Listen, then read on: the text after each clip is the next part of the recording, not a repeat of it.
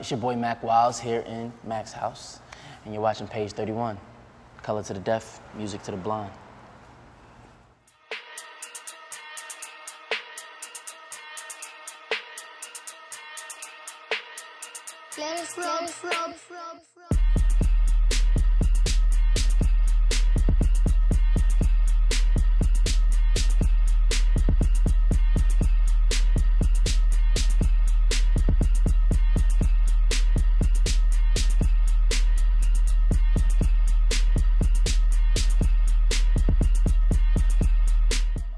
When we first talked, it was I think it was my first time doing something publicly. I've been doing music for a long time, like before acting.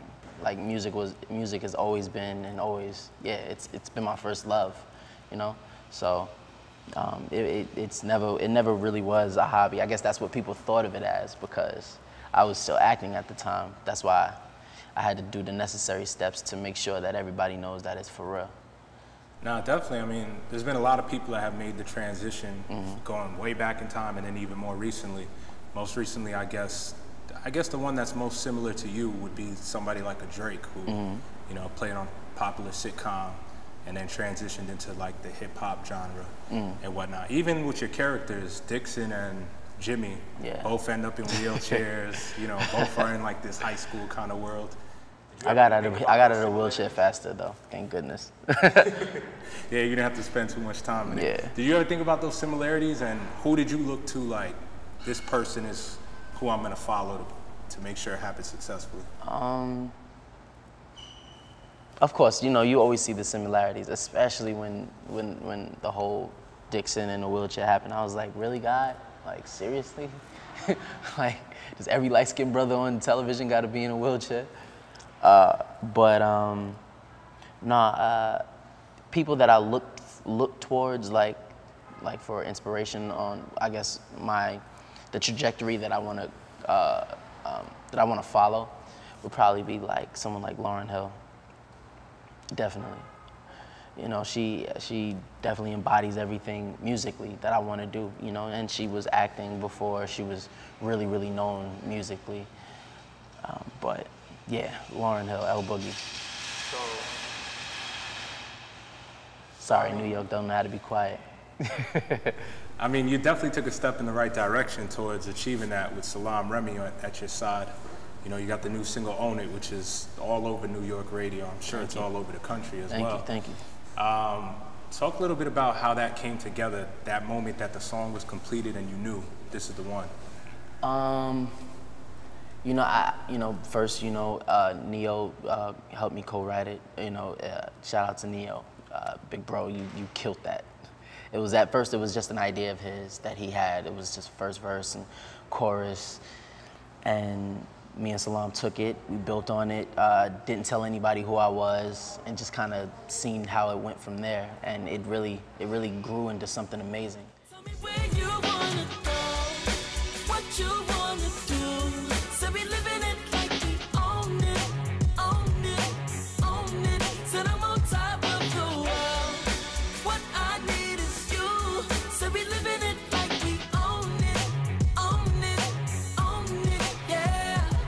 We spoke to, your big homie Michael K. Williams not too long ago. And he was telling us about, shooting the scene where he dies, how he's listening to Nas, Let There Be Light to get into the mood and stuff. Your iconic scene is when you kill Snoop. Yes. What was it like that day preparing to shoot that scene? It was very, to say the very, it was real sullen. Like, it was weird. You know, beforehand, me and Snoop already talked about it. I kind of felt some sort of way because she's like my big sister, and I'm like, oh, I don't want to be the one to take you out. But it was just a real weird feeling. Like the whole day, that whole scene. Like even when we had to shoot it, it was just like real weird. And she's like, it's all good. Don't even worry about it. I'm like, okay.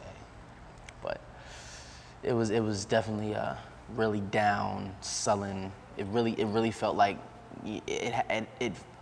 the weight of the day, carried through the scene. So I guess that's why it's so iconic. You was never one of us. You never could be.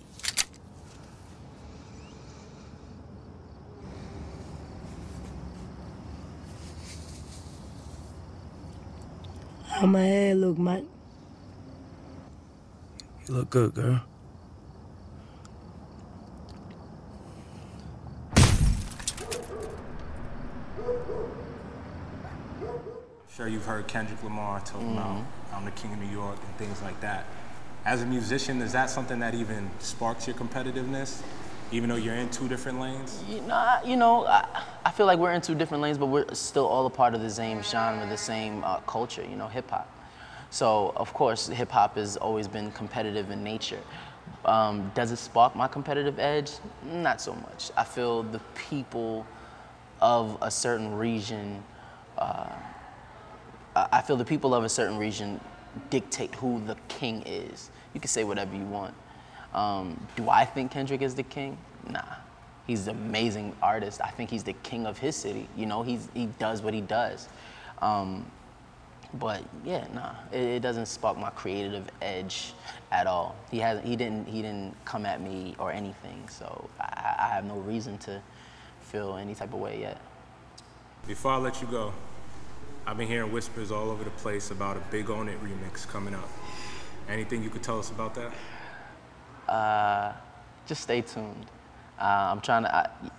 There's people who are signing up to do it, and literally as the days go by, there's more and more people who want to do it. So I'm really thinking about making this, like the remix of Own It, like pretty big, especially for the new age of hip hop. So just stay tuned.